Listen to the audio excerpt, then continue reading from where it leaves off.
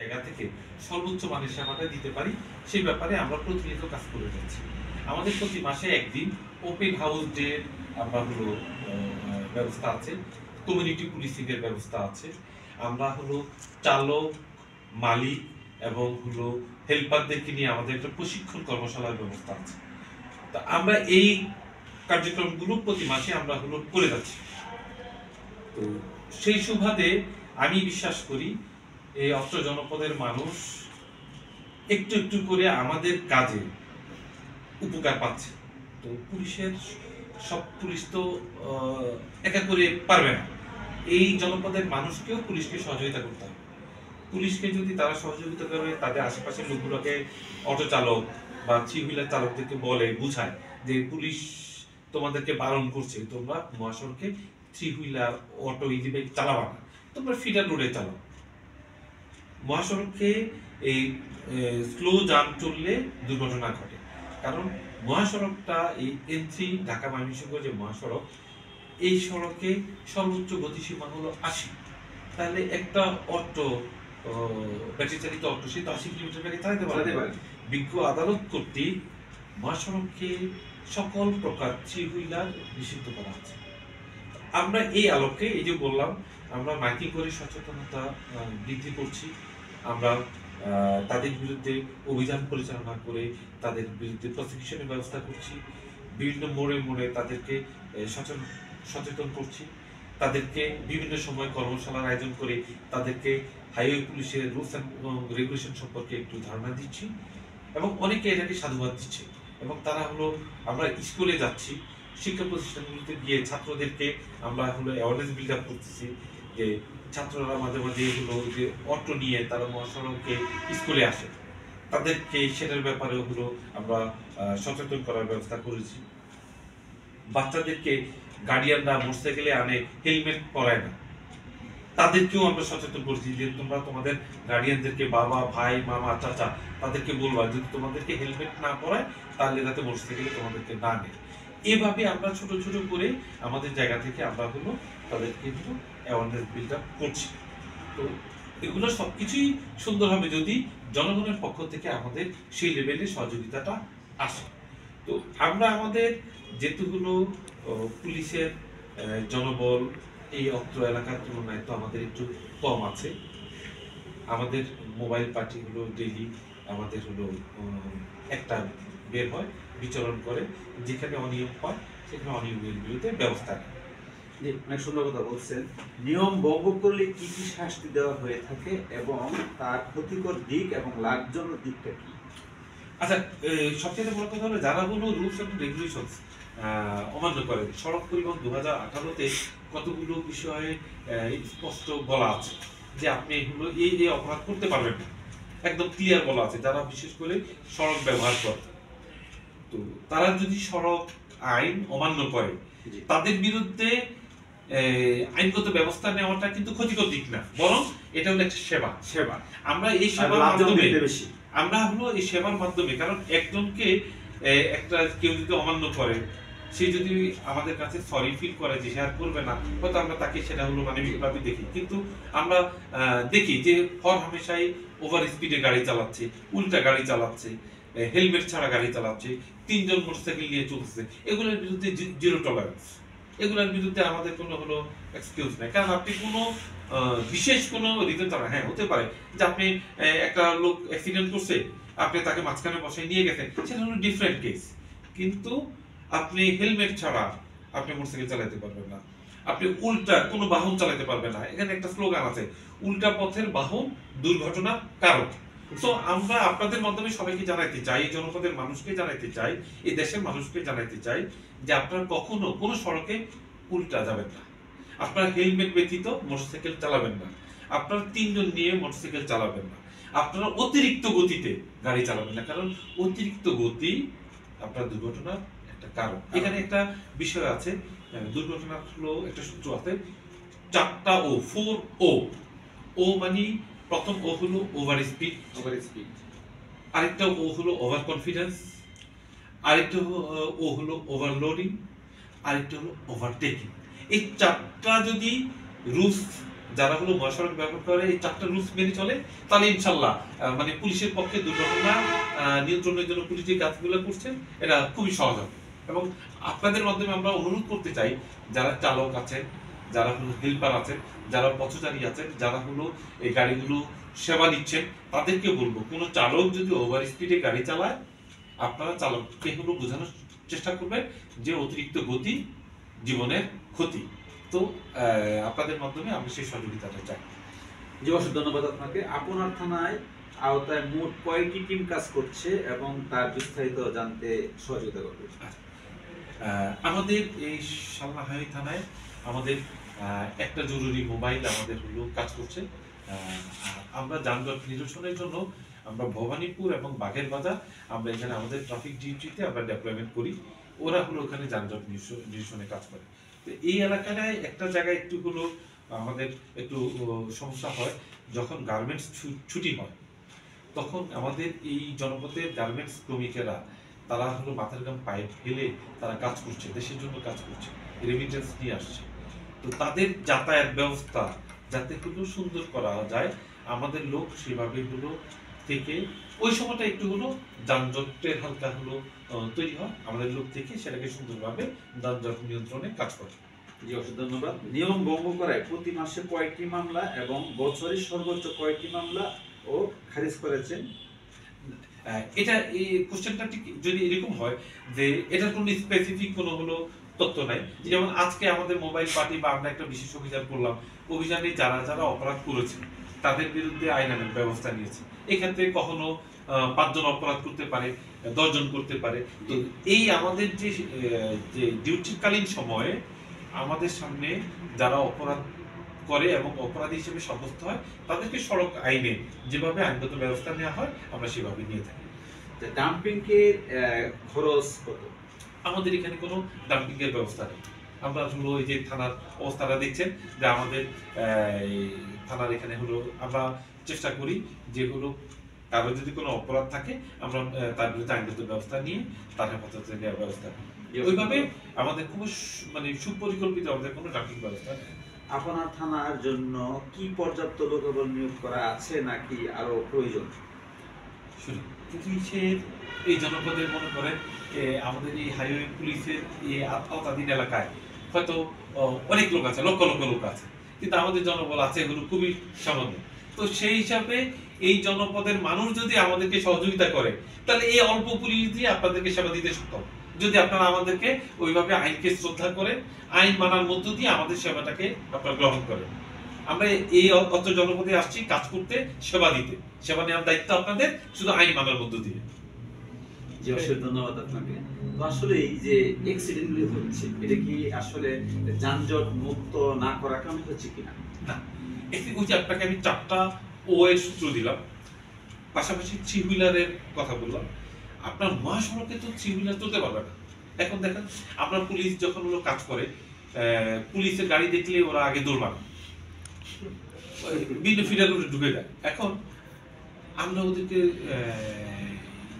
বুঝাইতে পারি, ধরতে পারলে আইনগত ব্যবস্থা নিতে পারি, কিন্তু ওর ভিতর থেকে যদি হলো এই পরিবর্তনটা না আসে যে বিজ্ঞ মহামান্য আদালত কর্তৃক মহাসড়কে 3 হুইলার নিষিদ্ধ, আমার 3 হুইলার নিয়ে মহাসড়কে আসা যাবে না, তাহলে 3 হুইলার কেন্দ্রিক যে অ্যাক্সিডেন্টটা সেটা কমে যাবে। এরপরে আসেন বাইক, যারা মোটর বাইক চালায়, যারা হলো এই সাপের মতো বাউলি মারে, হেলমেট ছাড়া চালায়, ইয়াং জেনারেশন, আমি বলবো গার্ডিয়ানদেরকে বলবো আপনারা আপনাদের ছেলে মেয়েদেরকে মোটরসাইকেল দেওয়ার আগে চিন্তা ভাবনা করবেন ওদের ড্রাইভিং লাইসেন্স আছে কিনা, ওরা সঠিকভাবে হলো আইন মেনে মোটরসাইকেল চালাবে কিনা, ওরা সঠিকভাবে হেলমেট পরবে কিনা, ওরা উল্টা যাতে না যায়, তারপরে হলো 3 জন নিয়ে যাতে মহাসড়কে ব্যাপারে গতিতে না চালায়, তাহলে মোটরসাইকেলের অ্যাক্সিডেন্টটা কিছুটা কমে যাবে। এরপরে আসেন অন্যান্য যে বড় গাড়িগুলো, private car, pickup, truck, cover van, bus, প্রত্যেককে বলবো যে আপনারা আপনাদের মহাসড়কে চলার যে নিয়মটা আছে, যে গতিসীমাটা দেওয়া আছে, আপনারা এই গতির মধ্যে থেকে আপনারা হলো গাড়ি চালান। এবং যত্রতত্র বাসগুলোকে বলবো যত্রতত্র যাতে হলো প্যাসেঞ্জার হাত তুললে যাতে না ব্রেক করে, তাকে যাত্রীদের সেবা দিতে হবে, সুন্দর করে সে গাড়িটাকে বামে ইন্ডিকেটর দিয়ে বামে সাইড করে যাত্রীটাকে তুলবে, আবার সুন্দর করে ইন্ডিকেটর দিয়ে সে হাইওয়েতে উঠবে, উঠে সে সুন্দর করে চালাবে, তাহলে দুর্ঘটনাটা কমে যাবে।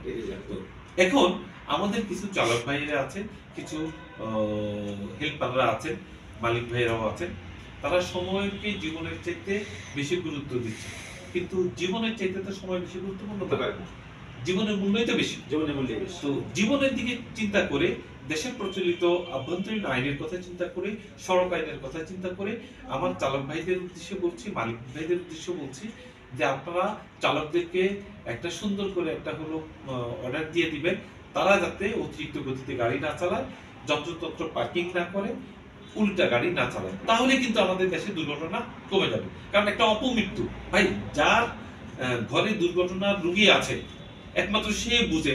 আমি দুর্ঘটনায় মারা গেলাম তো চলে গেলাম, পরিবার কি অবস্থা আছে সেটা নিয়ে আমার চিন্তা নেই। যদি কোনো কারণে আমরা কেউ পঙ্গুত্ব বরণ করি, সারা জীবন ওই ফ্যামিলির জন্য কান্না, না সে কিছু করতে পারবে, না হলো ফ্যামিলি তাকে একটা ফ্যামিলির জন্য সে একটা হলো মানে বলতে একটা অ্যাক্সিডেন্ট সারা জীবনের কান্না। তো আপনার মাধ্যমে আমরা হলো সকলকে একটু জানাতে চাই, আপনারা প্লিজ সড়ক আইনগুলো মেনে চলেন এবং আমাদের সেবা নেন, আইন মানার মধ্য দিয়ে আমাদের সেবাটা গ্রহণ করে। ধন্যবাদ। Safety is first.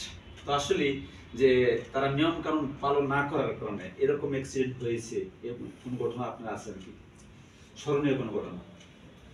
হ্যাঁ, যেমন কিছুদিন আগে একটা গাড়ি হলো খুব অতিরিক্ত গতিতে, একটা হলো যে মোটর বাইক, না মোটর বাইক আর সিএনজি, মোটর বাইকের কথাটাই বলি, মোটরসাইকেল চালায় যাচ্ছে তো যাচ্ছে, এত গতিতে যাচ্ছে তাই ডাইরেক্ট হলো গাছের মধ্যে বাড়ি খেয়ে দুইটা নন দ্য স্পটে মারা গেছে। মানে ইরা স্থানীয় লোকজন তাদেরকে হসপিটালে নেওয়ার পরে তারা ডাক্তার তাদেরকে মৃত ঘোষণা করছে, কিন্তু হলো স্থানীয় লোকজনের ভাষ্যতে মনে হয় তারা ওখানেই হলো মারা গেছে। তাহলে এই যে বেপরোয়া গতিতে চালানো, আমাকে কেন চালায় নিয়ন্ত্রণ না করতে পেরে গাছের সাথে ধাক্কা খেতে হবে? মানে আমার পয়েন্টটা বুঝতে পারছেন? তো এই যে নিয়ম না মানার যে ফলাফল, যদি তার মাথায় হেলমেট থাকতো, যদি সে গতিটা যদি নিয়ন্ত্রণে রাখতো, তাহলে কিন্তু এই দুর্ঘটনাটা ঘটতো না। কারণ একটা ফ্যামিলি, একটা সন্তানকে বড় করা, ওই ফ্যামিলির যে কতখানি কাঠখড় পোড়াইতে হয়, আবার তাকে যদি একটা মোটরসাইকেল কিনে দিতে হয় সেটাও কতখানি কাঠখড় পোড়াইতে হয়, এটা যারা আমরা হলো সবাই, আমরা এই দেশের মানুষ তো হলো মোটামুটি মধ্যবিত্ত নিম্ন মধ্যবিত্তই আমরা চলি। একটা মোটরসাইকেল কিনতে গেলে তো প্রত্যেকেরই কিন্তু হলো করা লাগে। তো সেই সন্তান যদি মোটরসাইকেল অ্যাক্সিডেন্ট করে মারা যায়, ওই মা বাবার মনের অবস্থাটা কি হয়? সে তো মারা গিয়ে চলে গেল, কিন্তু ওর পরিবারের অবস্থাটা কি? তো আমি আপনাদেরকে বলবো, আচ্ছা, থ্রি হুইলার চালাতে কি অ্যাক্সিডেন্টের সংখ্যা বৃদ্ধি পায় মনে করেন আপনি? মহাসড়কে যেহেতু দেখেন, আমাদের মহামান্য বিজ্ঞ আদালত থেকে বলেছে যে মহাসড়কে কোনোভাবে থ্রি হুইলার চলবে না। তার মানে তার আগে একটা স্টাডি হয়েছে, মানে গবেষণার ফলেই তো এটা জানা গেছে। কারণ আমি আপনাকে একটা উদাহরণ দিয়ে যদি আমি আপনাকে দেখাতে চাই, এই যে মনে করেন এটা হলো থ্রি হুইলার, স্লো জানের রিবাইক, সে আসতেছে, আর ধরেন হলো এখানে হলো এই দুইটা গাড়ি প্যারালালি যাচ্ছে, এখন এর সামনে পড়ে গেল হলো থ্রি হুইলার স্লো জান। এখন এই বাসটা তার কিন্তু 80 কিলোমিটার বেগে গাড়ি চালানোর তার বা একটা প্রাইভেট কার সে যাচ্ছে, সে মহাসড়কে এসে মনে করতে পারে সে 80 কিলোমিটার বেগে চালাবে। এখন তার সামনে একটা স্লো জান পড়ে গেল, সে কি করলো, ইন্ডিকেটর দিয়ে ডানে একটু হলো মাথা বের করলো, বাই দিস টাইম এদিক দিয়ে একটা গাড়ি এসে যদি মেরে দেয় তাহলে অ্যাক্সিডেন্ট হয়ে গেল। তাহলে অ্যাক্সিডেন্টটা হলো কার কারণে? এই থ্রি হুইলার স্লো জানটার কারণে। যদি না থাকতো তাহলে এরা দুজন কিন্তু প্যারালালি যেত, তাহলে এই দুর্ঘটনাটা ঘটতো না।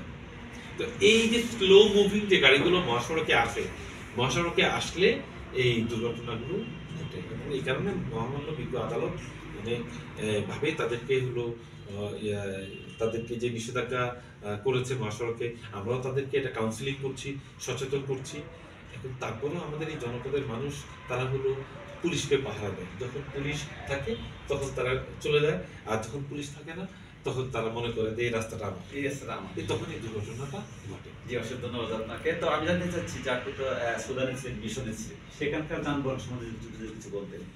দেখেন ওখানে বিষয়টা তো কোনো সম্পূর্ণ আলাদা। আমরা ওখানে পিসকিপিং মিশনে গেছি, ওখানে একটা ডেভেলপিং একটা কান্ট্রি, ওখানকার নিয়ম কানুন আর আমাদের সব দেশেই কিন্তু নিয়ম কানুন একই রকম, কিন্তু আহ, কখনো কখনো মনে হবে যে ওদের দেশের লোক আইন ভালো মানে, আবার কখনো কখনো মনে হবে যে না আমরাই ভালো।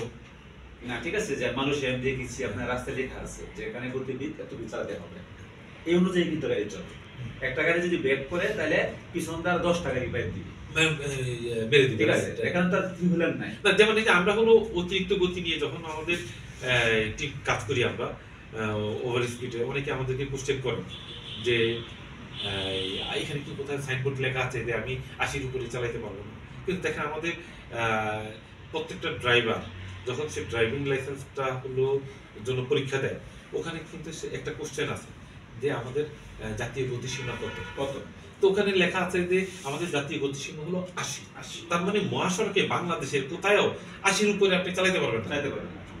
এটা আর কোথায় সাইনবোর্ড লেখার দরকার নেই, এটা কিন্তু আইনে আছে যে আপনি 80-র উপরে চালাইতে পারবেন না। যদি কখনো যদি এটা হলো উন্নতি হয়, এক্সপ্রেস হয়ে আসতেছে বা বড় বড় রোড আসার পরে যদি সেটা আলাদা কথা, কিন্তু এখন পর্যন্ত আমাদের দেশের জাতীয় গতিসীমা হলো 80। তো 80-র উপরে যারা মহাসড়কে গাড়ি চালাবেন অতিরিক্ত গতিতে, পুলিশ যদি হলো তাদেরকে অভিযানে হলো আটক করে মামলা দেয়, তাহলে আমি তাদেরকে বলবো প্লিজ আপনারা দয়া করে আইনের প্রতি শ্রদ্ধাশীল হন, আপনারা অতিরিক্ত গতি পরিহার করে দুর্ঘটনার হাত থেকে আপনি এবং সমাজকে রক্ষা করেন। তো আসলে বাংলাদেশ পুলিশের এরকম পদক্ষেপ আছে কিনা যে আসলে বিশ্বের রোল মডেলে বাংলাদেশ কিন্তু যানজট মুক্ত একটা বাংলাদেশ উপহার দেওয়ার কথা। তো সেই হিসাবে কিন্তু যে আমি যে মানুষ সেরে গেলাম, আপনি সুদান দেখলেন, আমি লন্ডন দেখলাম, সিঙ্গাপুরে দেখলাম, সব জায়গায় কিন্তু লেখা আছে। যে আপনি যে বললেন যে একজন প্রশ্ন করলো যেখানে কিন্তু কোথাও লেখা নাই, তো এরকম কোনো পদক্ষেপ বাংলাদেশ পুলিশ নিচ্ছে কিনা?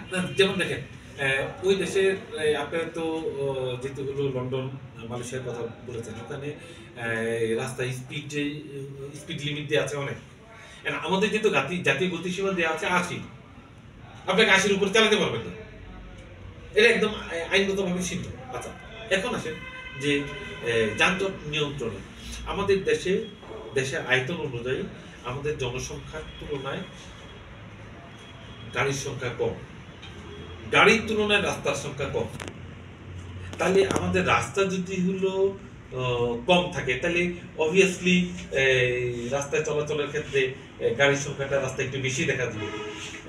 আর আমাদের রাস্তা আস্তে আস্তে তো বড় হচ্ছে, বিভিন্ন জায়গায় আমাদের মহাসড়কগুলোতে সরকারিভাবে কাজ হচ্ছে, হয়তো সব কিছু কমপ্লিট হয়ে গেলে যানজট বলতে আর কিছু থাকবে না।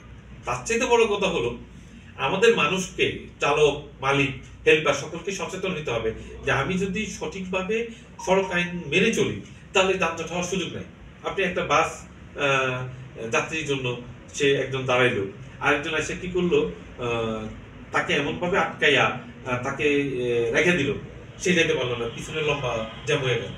তো এই জ্যামটা কিন্তু রাস্তার জন্য হয়নি, এই জ্যামটা হয়েছে শুধুমাত্র আমার হলো চালক ভাইদের একটু অসচেতনতার কারণে। আমরা এতটা অসচেতন হব না, তাহলে কিন্তু সে একজন দাঁড়াইছে আর একজন দাঁড়ায় যদি 10 মিনিট না দাঁড়ায়, যদি 1 মিনিট দাঁড়ায় বা আধা মিনিট দাঁড়ায়, তাহলে যাত্রী উঠে গেল, নেমে গেল, চলে গেল, পরেরটা এসে দাঁড়াইতে পারলো। এখন সমস্যাটা হলো যাত্রী তো ঘর থেকে আসবে না, যারা গাড়িতে উঠবে তারা হলো ওই স্ট্যান্ডে হলো তারা অবস্থান করছে, একটু ব্রেক করলে যে যার প্রয়োজন অনুযায়ী বাসে অবস্থান নিচ্ছে।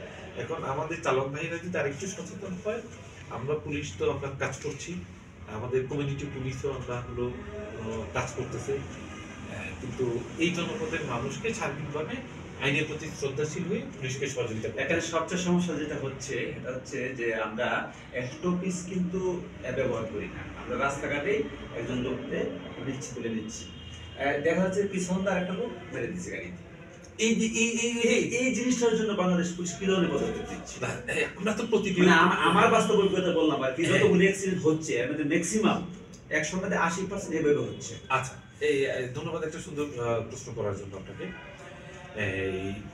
পুলিশের সামনে তো খুব কম এই ধরনের ঘটনা ঘটছে, কারণ পুলিশ দেখলে তারা একটু চেষ্টা করে সতর্ক হওয়ার জন্য। তবে পুলিশের অবর্তমানে আমরা হলো যখন হলো এই জনপদের মানুষ যখন প্রায় আমাকে বলে যে গাড়িগুলো, লোকাল গাড়িগুলো যেখানে সেখানে হাত তুললে থেমা যায়।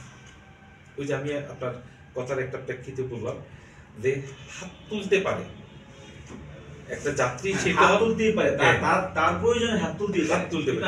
আমি কিন্তু আমার যে দায়িত্ব, আমি যে ড্রাইভার, আমার পিছনে কিন্তু 100 লোক রয়েছে। 100 লোক, আমি একটু ভুল করার মানে কি 100 লোকের বিপদ টেনে আনা একদম।